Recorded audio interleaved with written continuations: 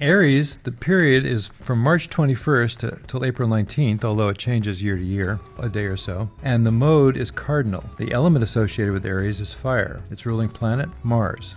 And its most compatible signs are Leo, Sagittarius, Gemini, and Aquarius. It is least compatible to Capricorn, Cancer, Virgo, and Scorpio. And its opposite sign is Libra. Aries people tend to be energetic, forceful, and outgoing.